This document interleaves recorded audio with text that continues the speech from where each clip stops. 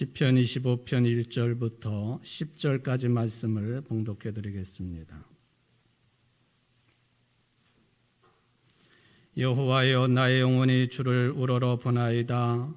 나의 하나님이여, 내가 주께 의지하였사오니 나를 부끄럽지 않게 하시고 나의 원수들이 나를 이겨 개가를 부르지 못하게 하소서.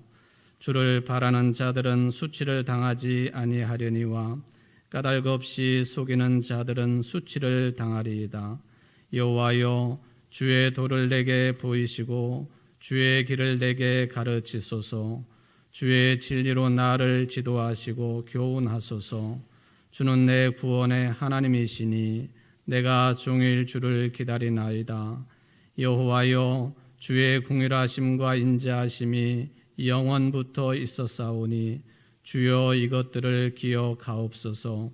여호와여, 내 젊은 시절의 죄와 허물을 기억하지 마시고 주의 인자하심을 따라 주께서 나를 기억하시되 주의 선하심으로 하옵소서. 여호와는 선하시고 정직하시니 그러므로 그의 도로 죄인들을 교훈하시리로다. 온유한 자를 정의로 지도하시며 온유한 자에게 그의 도를 가르치시리로다. 여호와의 모든 길은 그의 언약과 증거를 지키는 자에게 인자와 진리로다. 아멘. 이는 하나님의 말씀입니다. 하나님께 감사합니다. 성령께서 라오디게아 교회 교인들에게 이런 말씀을 주셨습니다. 보아라, 내가 문 밖에 서서 문을 두드리고 있다. 누구든지 내 음성을 듣고 문을 열면 나는 그에게로 들어가서 그와 함께 먹고 그는 나와 함께 먹을 것이다. 이기는 사람은 내가 이긴 뒤에 내 아버지와 함께 아버지의 보좌에 앉은 것과 같이 나와 함께 내 보좌에 앉게 하여 주겠다. 귀가 있는 사람은 성령이 교회들에게 하시는 말씀을 들어라. 여러분들의 귀가 열려지는 복된 시간 되시기를 주의 이름으로 축원을 드립니다. 우리들에게 잘 알려져 있는 스님 한 분이 계십니다. 증문즉답이라고 하는 프로그램을 통해서도 일반 대중들에게 잘 알려져 있는 분이죠. 어쩌면 그렇게 각본도 없이 그 자리에서 금방 질문되는 내용들을 그렇게 답변을 잘 할 수 있을까? 목사인 제가 시청을 해도 참 부러운 생각이 들 만큼 답을 청산유수처럼 잘하는 분입니다. 타 종교와의 대화도 열심히 하시는 분이시고 또 사회 문제에도 적극적으로 참여하시는 분이에요. 근데 이분이 자기가 왜 스님이 되었는가에 대해 인터뷰를 한 이런 내용이 있습니다. 사실은 그분은 초등학교 때에 교회를 다녔던 사람이었습니다. 그랬는데 교회를 가니까 특별히 성탄절 가까우면서 자꾸만 처녀가 아이를 낳는다. 그런 얘기를 하니까는 어떻게 그게 가능한 일이냐? 어떻게 그럴 수가 있느냐? 자꾸 이게 질문을 많이 했던 사람이기 때문에 그랬더니 아마 선생님이 믿지 못하면 지옥 간다. 그렇게 이야기를 했던 것 같습니다. 그래서 10살쯤에 교회를 그만 다니고 중학생부터는 절에 갔다고 합니다. 경주에서 중고등학교를 다녔는데 학교 바로 옆에 분황사라고 하는 절이 있었습니다. 시험을 좀 잘 보려고 법당에 가서 기도를 했는데 하루는 기도를 마치고 나오는 이 법륜을 주지스님이 불렀습니다. 그게 시간이 아깝기 때문에 제가 지금 바쁩니다 하고 답을 했더니 이 주지스님이 이렇게 묻습니다. 너 어디서 왔는데? 도서관에서요. 그 전에는 어디서 왔는데? 집에서요. 그 전에는 또 그 전에는 결국에는 어머니 뱃속에서 왔습니다. 그걸로 끝난 줄 알았더니 스님이 또 그 전에는 하고 또 물었습니다. 말문이 꽉 막혔다고 했죠. 근데 또 그걸로 끝난 게 아니라 그 스님이 또 묻습니다. 너 어디로 가니? 집이요. 그 다음에는 또 그 다음에는 결국에는 죽지요. 또 말문이 꽉 막혔습니다. 죽음 다음엔 어디로 가겠니? 몰라요. 그러자 스님이 병력같이 고함을 쳤다고 합니다. 어디서 와서 어디로 가는지를 모르는 놈이 바쁘기는 뭐가 바빠? 그래서 그걸 어떻게 알 수 있겠습니까? 그걸 아는 사람이 누구이겠습니까? 어떻게 하면 알 수 있겠습니까? 절에 들어오면 안다. 그래가지고 스님이 됐다는 거예요. 이렇게 질문했던 분이 바로 도문 스님이라고 하는 분인데, 도문 스님을 통해서 법륜이 탄생을 했다. 그런 이야기가 되겠습니다. 어디로 가니? 집이요. 그 다음에는 어디서 왔니? 집에서요. 그 다음에는. 그래서 그런지 모르지만은 종범이라고 하는 스님이 이렇게 중얼거리는 것 같습니다. 뭐 중얼중얼 되는데 중님이라서 중얼대는 건 아니겠지만 들어보면 또 의미가 있는 중얼거림이 되겠습니다. 한번 들어보실래요? 이 멍텅구리 우리 인생이 멍텅구리 온 곳을 모르는 그 인간이 갈 곳을 어떻게 안단 말까 온 곳도 갈 곳도 모르누나 그것도 또한 멍텅구리 올 때는 빈손에 왔으면서 갈 때에 무엇을 가져갈까 공연한 탐욕을 부리누나 그것도 또한 멍텅구리. 저분 이 웅얼거리는 소리를 들으면서 좀 미안한 표현이지만은 옛날에 뵀던 머리가 별로 없으셨던 구현직 목사님 생각이 났었어요. 사실은 멍텅구리라고 아둔하고 어리석은 인생이다. 영어 표현으로 보면 fool, 바보 같은 인생이다. 뭐 그런 이야기가 되겠습니다.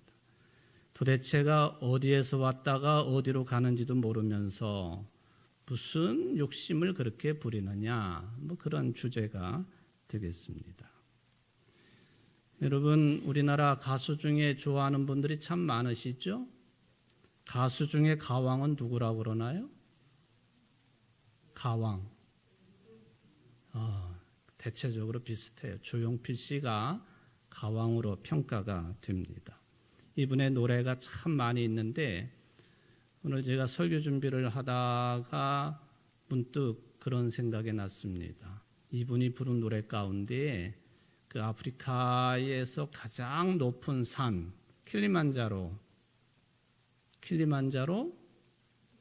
표범이라고 하는 제목의 노래가 생각이 났습니다. 제가 부르지도 못하고 가사도 다 외우지는 못합니다만은 이 한 남자의 야망과 고독 이것을 킬리만자로 산에 오른 표범에 비유한 그런 가사가 되겠습니다. 그런데 이 노래 가사는 그냥 탄생된 게 아니고요.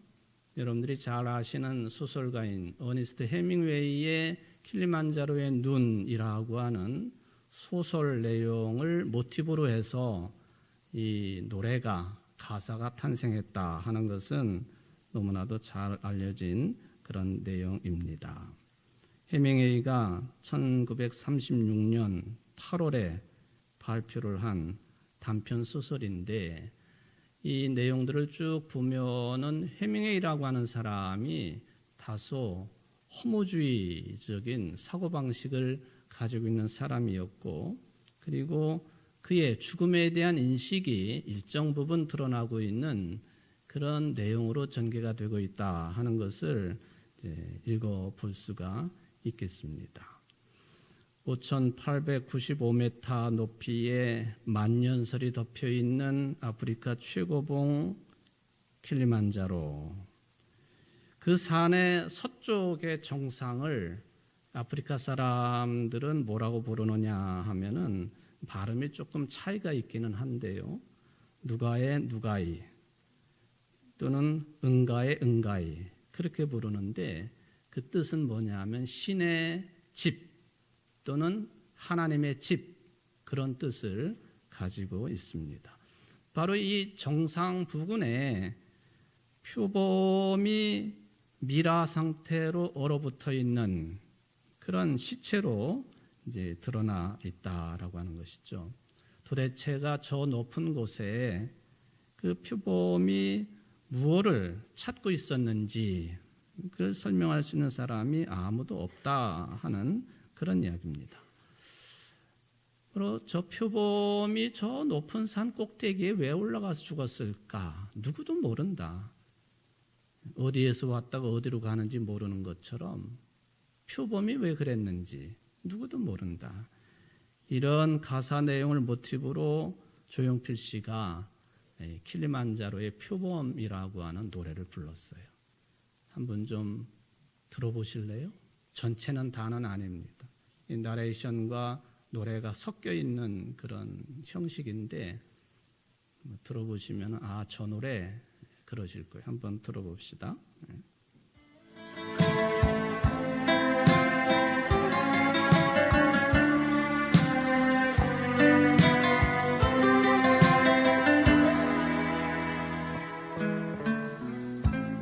먹이를 찾아 산기슭을 어슬렁거리는 하이에나를 본 일이 있는가. 짐승의 썩은 고기만을 찾아다니는 산기슭의 하이에나.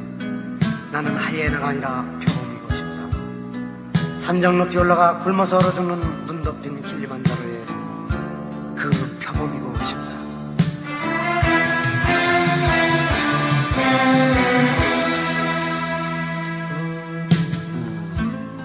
자고 나면 위대해지고 자고 나면 초라해지는 나는 지금 지구의 어두운 모퉁이에서 잠시 쉬고 있다. 야망에 찬 도시의 그 불빛 어디에도 나는 없다. 이 큰 도시의 복판에 이렇듯 철저히 혼자 버려진들 무슨 상관이랴. 나보다 더 불행하게 살다간 고골한 사나이들 섬은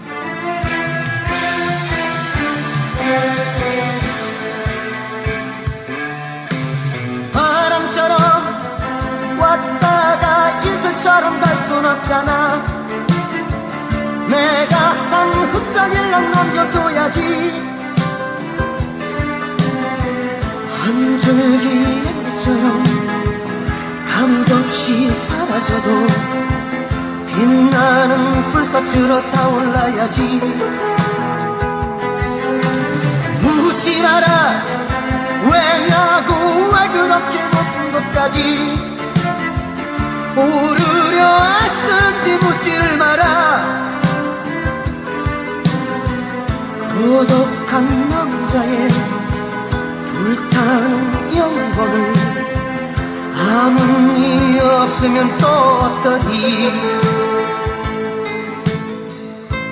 살아가는 일이 허전하고 등이 시릴 때 그것을 우연해질 아무것도 없는 보잘것없는 세상을, 그런 세상을 새삼스레 아름답게 보이게 하는 건 사랑 때문이다. 사랑이 사람을 얼마나 고독하게 만드는지 모르고 하는 소리지. 사랑만큼 고독해진다는 걸 모르고 하는 소리지.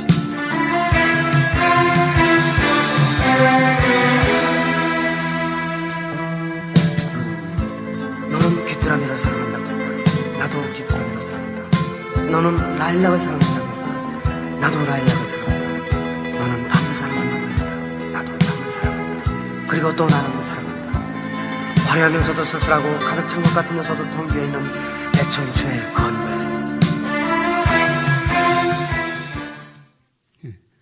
끝까지 듣고 싶으시죠? 화려하면서도 쓸쓸하고 가득 찬 것 같으면서도 텅 비어있는 내 청춘의 건배.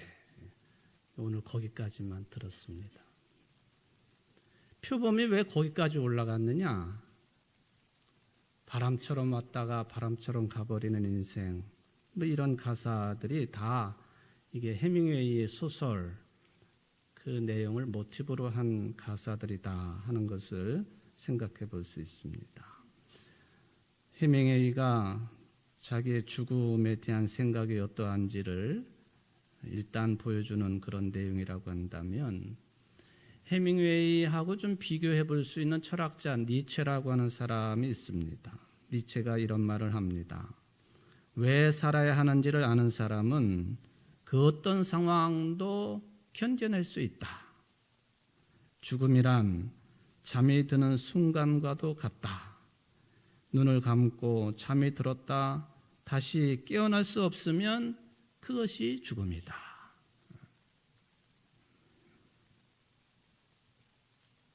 저는 이 멍텅구리라고 하는 그런 중얼거림이나 또 법륜이 탄생하게 된 한 스님의 가르침이나 어디에서 왔다가 어디로 가는지도 모르는 인생들이 뭐 그리 바쁘다고 그러느냐 하는 그런 이야기를 깊이 생각을 하면서 오늘 말씀을 생각해 보았습니다. 그런데요, 어디에서 왔다가 어디로 가느냐? 정말 바람처럼 왔다가 바람처럼 사라지는 것이냐? 그것이 우리의 인생이냐? 하는 이런 질문에 대해서 성경은 분명한 답변을 가지고 있습니다. 길게 이야기할 것도 없이 주께로부터 왔다가 주님께로 돌아간다. 이게 성경의 답변입니다. 믿으십니까? 예. 그래서 저는 장례식 때마다 이런 내용을 자주 언급을 합니다. 우리나라 말에 돌아갔다라고 하는 이 돌아가셨다라고 하는 이 표현이 얼마나 신앙적인 표현이냐 하는 것이죠. 돌아갈 곳이 있다는 거예요. 나를 창조하신 창조주 하나님께로 돌아가셨다. 그게 얼마나 신앙적인 표현이냐 하는 거예요. 그래서 예수님의 족보를 다루고 있는 복음서가 두 종류가 있는데 마태복음이고 누가복음입니다. 마태복음 1장 1절에 기록하기를 아브라함의 자손이요 다윗의 자손인 예수 그리스도의 계보는 이러하다 하면서 그 제일 위의 끝을 믿음의 조상 아브라함으로 정리를 해 놓았습니다. 그것도 의미 있는 내용이죠. 그런데 누가복음을 읽어보면은 누가복음 3장 23절 이하부터 역시 예수님의 어떤 계보, 족보에 대한 내용이 기록되어 있습니다. 예수께서 활동을 시작하실 때에 그는 30살쯤이었다. 그는 사람들이 생각하기로는 요셉의 아들이었다. 요셉은 엘리의 아들이요. 이렇게 시작을 하면서 마태복음과는 다르게 그 맨 위의 끝을 이렇게 맺고 있습니다. 에노스, 셋, 아담에게 이르는데 아담은 하나님의 아들이다. 마태복음은 아브라함을 끝을 삼았지만은 누가복음은 하나님이 끝이에요. 이게 무슨 말입니까? 우리 모든 인생들이 하나님께로부터 왔다가 누구에게로 돌아간다는 거예요? 하나님께로 돌아가게 되어 있다. 이게 정답인 줄 믿습니다. 바로 이러한 정답을 알고 있기 때문에 오늘 목표는 이런 말씀으로 시작을 합니다. 여호와여, 나의 영혼이 주를 우러러 보나이다. 세번역에서는 주님, 내 영혼이 주님을 기다립니다. 그렇게 번역했습니다. 시편 말씀이 히브리어로 기록이 되어 있기 때문에 히브리어 성경을 그대로 직역을 해버리면 이런 말씀입니다. 여호와 당신께 내 영혼을 들어 올리나이다. 하나님께 내 영혼을 들어 올립니다. 내 영혼이 주님을 우러러 봅니다. 내 영혼이 주님을 기다립니다. 어디에서 왔다가 어디로 가는지 모르는 사람들은 이런 말을 할 수가 없는 거예요. 여러분 모두가 여러분의 영혼을 하나님께 들어 올릴 수 있는 신앙인들, 또 하나님께로부터 왔다가 하나님께로 갈 것을 희망하는 사람들 되시기를 주의 이름으로 축원을 드립니다. 핵심은 영혼의 문제입니다. 그렇기 때문에 성경 곳곳에서는 이것뿐만 아니라 영혼이라고 하는 표현이 자주 등장을 합니다. 예수님께서도 마태복음 10장 28절에서 말씀하시기를 몸은 죽여도 영혼은 능히 죽이지 못하는 자들을 두려워하지 말고 오직 몸과 영혼을 능히 지옥에 멸하실 수 있는 이를 두려워하라. 영혼이라고 하는 단어가 참 중요한 단어입니다. 오늘 본문에 따르면은 하나님과 가장 친밀한 관계를 누릴 수 있는 우리 인생의 영역이 뭐냐? 이 영혼입니다. 그러니까 영혼의 삶이 없다고 한다면 짐승이에요. 영혼의 삶이 있기 때문에 영적인 존재이신 하나님과 대화할 수 있는 것이고 친교가 가능한 것이고 또한 친밀한 관계성을 유지할 수 있는 것이고 하나님과 언약의 관계를 맺을 수가 있는 것이다. 그 말씀이 되겠습니다. 물론 시편의 이 내용을 기록한 고백한 사람이 전적으로 이렇게 영적인 차원의 삶을 살고 있다고 해가지고 육신으로 겪는 어려움을 겪지 않았을 것이다. 그건 착각입니다. 배도 고팠고 힘도 들었고 하고 하는 것이 큰 차이점입니다. 오히려 살면서 그런 어려움이 늘 있어 왔지만은 그런 어려운 조건 상황을 통해서 그건 너머에 그런 현상들 너머에 뭔가가 다른 삶이 있다고 하는 것을 깨달은 사람, 이게 이제 오늘 시편 기록자의 삶이라고 볼 수가 있겠습니다. 그럼 나는 힘들고 몸은 힘들고 괴롭고 어렵고 갈등 구조이고 하지만은 이런 삶을 넘어서서 뭔가의 다른 삶이 있다. 그런 삶이 가능한 것은 내가 영적인 존재이기 때문에 가능하다는 거예요. 그래서 그런 삶을 영적인 삶이라고 표현을 할 수가 있겠습니다. 바로 이 영혼의 풍요로운 삶이 하나님과의 관계에서만 주어지는 것이기 때문에 오늘 시편에서는 자기의 영혼을 하나님께 높이 들어 올린다고 고백을 할 수가 있었습니다. 일종의 선언 같은 내용이라고 볼 수가 있겠습니다. 달라고 하는 그런 간청이었고요.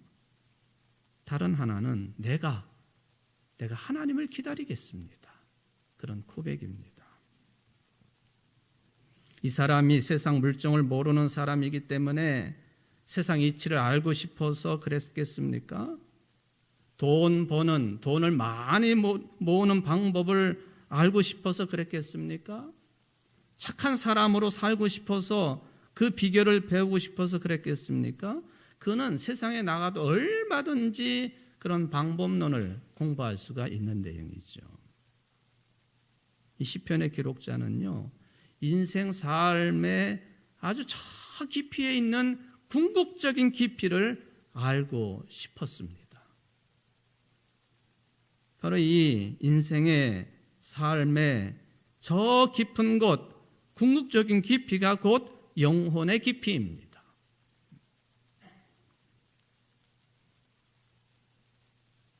우리 주변에도 보면은 이런 영혼의 깊이에 관심이 있는 사람들이 있을 수 있겠고요. 관심이 없는 사람도 있을 수 있겠습니다.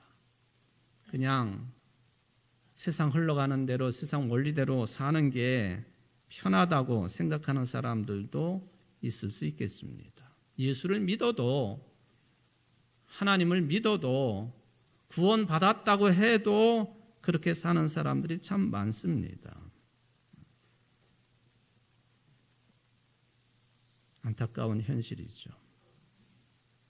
도대체 이 시편 기자는 무엇을 알고 싶었을까? 그렇기 때문에 주의 도를 보여달라고, 주의 길을 가르쳐 달라고 호소를 합니다. 갈망이 느껴지는 그런 호소입니다. 이런 호소를 할 수 있는 것도 역시 그 삶 자체에 깊은 무언가가 자리 잡고 있기 때문에 가능한 일 아니겠습니까? 세상 어디를 둘러봐도 바람처럼 왔다가 바람처럼 가는 인생이라고 하고, 어디에서 온지도 모르고 어디로 가는지도 모르면서 뭘 바쁘다고 그러느냐. 이런 질문에 대해서 완벽한 답은 누구도 모르고 아무리 위대한 스승이라도 완전히 그를 가르쳐 주지는 못하는 것 같습니다. 따지고 보면은 저도 그렇고 여러분들도 정확하게 이 질문에 대한 답을 할 수가 없기는 마찬가지인 것 같아요.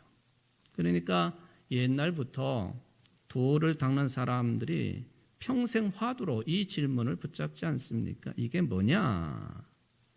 이 먹고라고 하는 질문이죠. 어쩌면은 저는 이 시편의 기자가 이런 마음을 담아가지고 고백하기를 내가 주를 종일토록 애타게 기다립니다. 그렇게 고백한 것이라고 해석을 해봅니다. 도대체 오늘날 우리는 우리 인생의 매 순간순간을 어쩌면 하루 종일 무슨 생각을 하고 살고 있나요?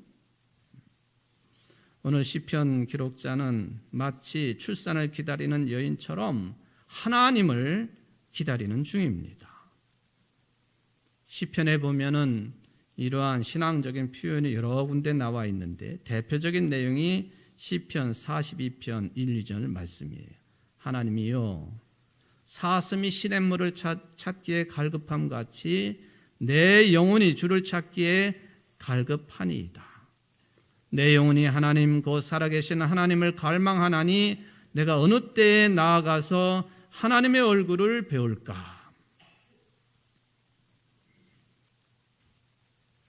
비슷한 내용은 아니지만은 의미로 보면은 신약 성경 누가복음 15장도 그렇게 해석이 가능합니다.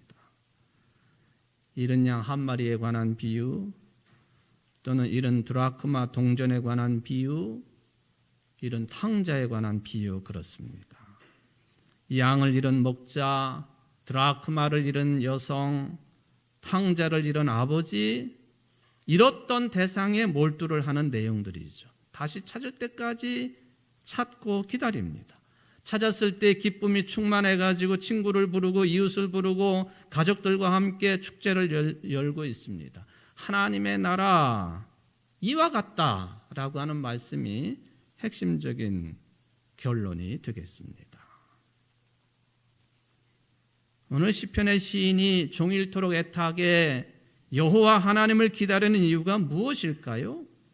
바로 그 하나님이 구원의 하나님이기 때문에 그렇습니다. 그렇기 때문에 이 구원의 하나님이 가지고 계시는 속성들이 6절 이하에 보면 계속 반복이 됩니다.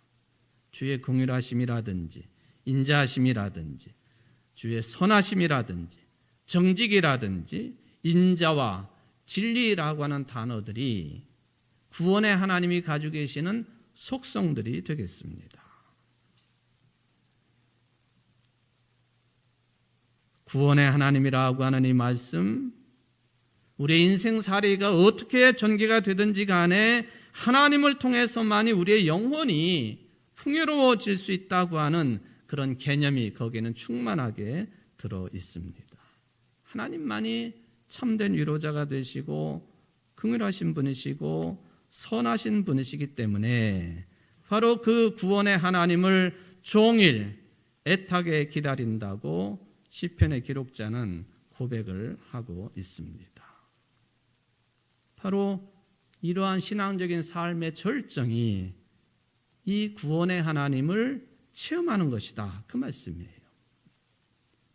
하나님께서는 인생의 어떤 어려움 가운데서도 찾아오셔 위로해 주시고 자비와 긍휼을 베풀어 주시는 분이기 때문에 이 구원의 하나님을 만나고 체험하는 것이 우리 인생의 삶의 절정이요 신앙의 절정이 된다 하는 것입니다. 바로 이 구원의 하나님을 만난 사람들은요, 세상의 성공과 실패 때문에 힘들어하지 않습니다. 주눅들지 않습니다. 어느 때는 좀 흐트러질 때도 있겠지만은 다시 제자리로 돌아와서 하나님께서 자기 삶에 어떤 방식으로 찾아오시는지를 전심전력으로 종일 애타게 살피고 기다릴 줄 아는 사람이 되는 것이죠. 마치 창세기에서 아브라함이 나그네를 대접했다가 부지불식간에 천사를 만난 것처럼 그런 삶이 가능하다, 그런 말씀이 되겠습니다. 그렇다면 우리가 어떻게 이 구원의 하나님을 종일 애타게 기다리면서 자비와 사랑과 위로와 긍휼의 삶을 내 것으로 삼고 살 수가 있겠느냐? 하나님은 무서운 분 아니신가? 우리의 잘못에 대해서 철저하게 심판하시는 분이 아니신가? 그런 생각이 들지 않습니까? 그런데 요한 사도는 요한복음 3장 17절에 이렇게 말씀하십니다. 하나님이 그 아들을 세상에 보내신 것은 세상을 심판하려 하심이 아니요 그로 말미암아 세상이 구원을 받게 하려 하심이라. 바로 우리가 기다리고 있는, 애타게 만나기를 기다리고 있는 하나님, 그분을 당신의 아들 예수 그리스도를 통해서 해결할 수 있도록, 만날 수 있도록 허락하셨다. 그 목적은 심판이 아니라 구원에 있다. 임마누엘의 은총이라고 하는 것이 그것이다 라고 하는 것을 요한 사도는 이렇게 고백을 해 놓았습니다. 여러분, 이것보다도 더 큰 기쁨이 어디 있겠습니까? 대림절을 보낸다고 하는 게 이 희망이 있기 때문에 가능한 계절이지요. 오실 그리스도 예수를 진심으로 간절하게 기다릴 때에 내가 종일 애타게 주님을 기다립니다라는 시편 기자의 고백처럼 할 수 있는 것도 이 희망이 있기 때문에 가능한 일 아니겠습니까? 마가복음 12장 38절 이하에 보면은 두 종류의 내용이 등장을 하는데 그 한 내용이 바로 이 서기관 율법학자들에 관한 이야기예요. 사람들에게 존경과 부러움의 대상이죠. 실제적으로 보면 성실하고 똑똑한 사람들이에요. 법을 다루는 사람들이기 때문에 법을 다루는 사람들이 얼마나 똑똑합니까? 똑똑하니까 별짓을 다 하는 것 아닙니까? 무기를 들이대고 국민들을 협박하고 위협하고 이 서기관 율법학자들 그렇게 평가될 수 있는 사람들이에요. 그런데 예수님은 다르게 판단하십니다. 예수님이 말씀하시기를 율법학자들 조심해라. 조심해라. 예수님께서는 서기관이나 율법학자들을 본받으라 하지 아니하시고 조심하라 말씀하십니다. 그 대척점에 있는 사람이 또 한 사람이 등장합니다. 한 과부예요. 하층민이죠. 아무도 가까이 하지 않습니다. 그런데 예수님께서 마침 성전의 헌금궤 옆을 지나다가 이 과부가 헌금하는 모습을 보셨습니다. 과부는 푼돈을 헌금으로 바쳤습니다. 사람들은 부자의 많은 헌금에 관심을 기울였겠지만 예수님은 관심사가 달랐습니다. 내가 진실로 너에게 이르노니 이 가난한 과부는 헌금함에 넣은 모든 사람보다 많이 넣었도다. 그들은 다 풍족한 중에서 넣었거니와 이 과부는 그 가난한 중에 자기의 모든 소유 곧 생활비 전부를 넣었느니라. 에이구, 그러면 그렇지. 저 이건희 목사도 결론은 헌금이네. 그럴까요? 그렇지 않습니다. 이 과부의 이야기는 헌금을 많이 또는 정성껏 드렸느냐, 그 기준이 아니에요. 그는 하나님과의 관계가 어떠했느냐, 삶의 깊이에 관한 문제예요. 영혼의 문제, 신앙의 본질에 관한 문제라는 거예요. 이 과부는 영혼이 간절하고 갈급하고 투명한 사람이었습니다. 초라하긴 했지만은 그러나 놀라울 정도로 영적으로 풍성한 사람이었다. 이것을 우리에게 전해주고 있는 거죠. 눈여겨보면은요, 이 과부는요, 자기 가진 걸 전체를 넣었잖아요. 그게 무슨 뜻입니까? 자기의 미래를 완전히 하나님께 맡겼다는 뜻입니다. 그게 영적으로 풍요롭다는 거예요. 그게 가난하기 때문에 다른 사람이 의지하는 돈이나 권력이나 명예 등을 의지할 수 없지 않습니까? 하나님 외에는 의지할 대상이 없다고 하는 것, 그게 복이라는 거예요. 그러니까 죄인이 복 있다, 그렇게 말하는 거죠. 하나님만 바라고 하나님만 희망하고 하나님만 사랑하고 갈급한 마음으로 온종일 애타게 하나님을 찾을 때만 영혼의 풍요로움이 선물로 주어지는 것이다. 예, 복음의 말씀, 하나님의 말씀의 의미가 되겠습니다. 사랑하는 성도 여러분, 여러분들 실존의 깊이에서 갈급함이 있으십니까? 궁극적인 깊이로 들어가기를 원하십니까? 구원의 하나님을 애타게 기다리고 만나도록 하십시오. 끊임없이 재판장을 찾아가 가지고 원한을 풀어달라고 간청했던 과부처럼, 아니면 무책임한 사람으로 보일 정도로 생활비 전부를 헌금하며 넣었던 과부처럼 그렇게 살라는 거예요.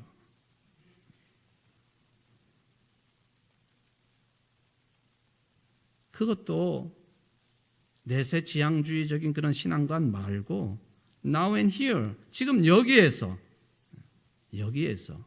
그렇게 살면 영혼의 풍요로운 사람이 될 것이다. 사랑하는 성도 여러분, 무엇이 두려운 것입니까?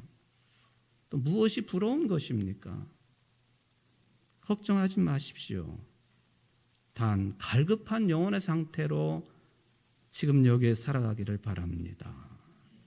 그런 삶의 태도가 오실 그리스도이신 주님의 오심을 간절하게 기다리는 신앙의 모습이고, 오늘 시편 기록자처럼 자기의 영혼을 하나님 앞에 바쳐드리는 그런 삶이요, 복받은 삶이라고 하는 것을 믿으시는 여러분들 되시기를 주의 이름으로 축원을 드립니다. 자비하신 하나님, 감사를 드립니다. 내가 온종일 애타게 주님을 기다리는 심정으로 우리의 영혼을 주님께 바쳐드립니다.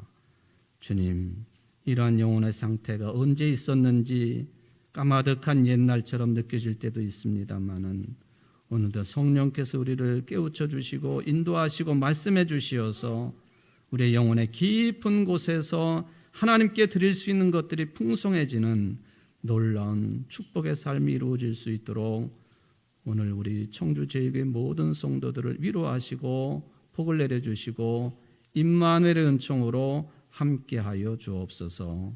예수님의 이름으로 간절히 기도하옵나이다. 아멘.